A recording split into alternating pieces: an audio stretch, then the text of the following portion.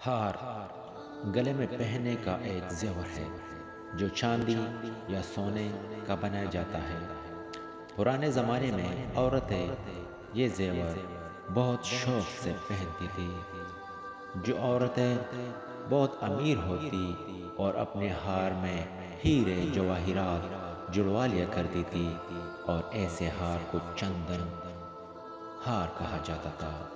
یہ کہانی ایسی ہی ایک چندن ہار کی ہے۔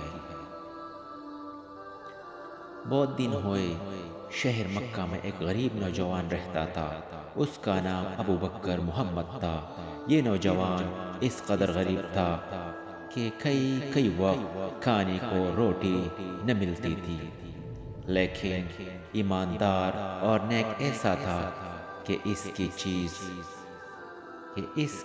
کسی کی چیز کی طرف آنکھ اٹھا کر بھی نہ دیکھتا تھا۔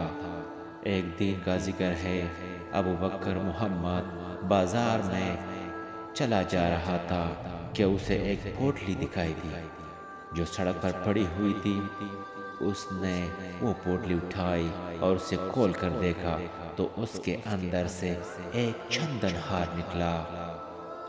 یہ چندن ہار اتنا قیمتی تھا کہ ابو بکر محمد کی سارے پریشانیوں کا خاتمہ ہو سکتا تھا۔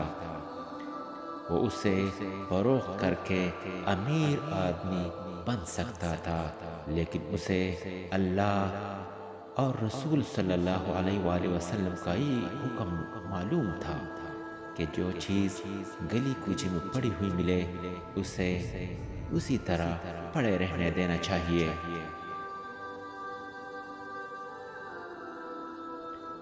ایک سال تک اس کے مالک کو تلاش کرے۔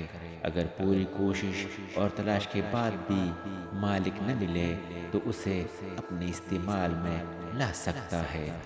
جب ابو بکر محمد کو یہ بات یاد آئی تو وہ چندن ہار کے مالک کو تلاش کرنے لگا، اور خدا کا کرنا کہ وہ جلد ہی اسے مل گیا۔ یہ ایک شریف صورت بوڑھا آدمی تھا۔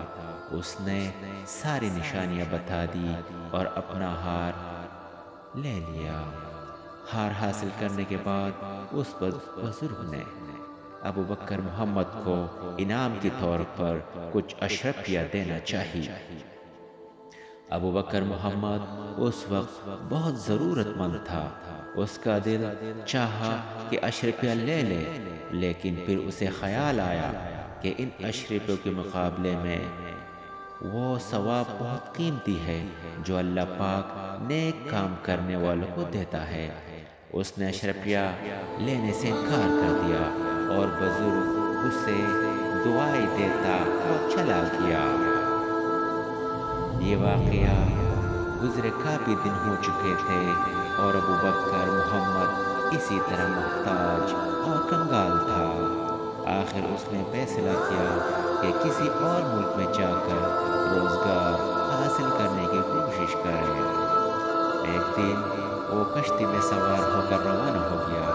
ابو بکر محمد کے علاوہ اس کشتی میں اور بہت سے مسافر سوار تھے، اور سب خوش تھے کہ چند دن بعد وہ اپنی منزل پر پہنچ جائیں گے۔ لیکن ہوا یہ کہ اچانک سمندر میں طوفان آیا۔ سمندر کی تیز لہریں کشتی سے ٹکرانے لگی اور ذرا دیر بعد ہی کشتی ٹوٹ گئی۔ ملاحوں سمیت سارے مسافر سمندر میں ڈوب گئے، بس ایک ابو بکر محمد زندہ بچا، وہ بھی اس طرح کہ اس کے ہاتھ لکڑی کا ایک تخت آ گیا اور وہ اس کے سہارے تیرتا ہوا ایک جزیرے تک پہنچ گیا۔ یہ جزیرہ تھا تو چھوٹا سا، لیکن اس میں رہنے والے نیک اور دیندار لوگ تھے۔ ان سب کا مذہب اسلام تھا اور وہ اپنے مذہب کے حکموں پر پوری طرح عمل کرتے تھے۔ ابو بکر محمد جزیرے میں آیا تو انہوں نے اپنے مذہب کے حکم کے مطابق اس کی پوری طرح مدد کی۔ اسے کھانا کھلایا اور رہنے کو ٹھکانہ دیا۔ جب انہیں یہ معلوم ہوا کہ یہ مسافر اب اسی جزیرے میں رہے گا تو اسے ایک مدرسے میں ملازمت دے دی، اور یوں وہ بہت عزت اور احترام کے ساتھ زندگی گزارنے لگا۔ ابو بکر محمد پہلے ہی بہت نیک دل تھا، اب اسے ہر طرح کا آرام اور عزت حاصل ہوئی تو اور بھی نیک اور اچھا بن گیا۔ وہ خوب محنت سے بچوں کو پڑھاتا اور ہر شخص کی مدد کرتا۔ بزرگوں نے کہا ہے کہ نیکی ایسی چیز ہے جس کی خوشبو چاروں طرف پھیلتی ہے۔ ابو بکر محمد کے نیکی کا چرچا بھی ہر طرف ہونے لگا، یہاں تک کہ کچھ شریف لوگوں نے صلاح مشورہ کر کے اس کی شادی کا انتظام کر دیا۔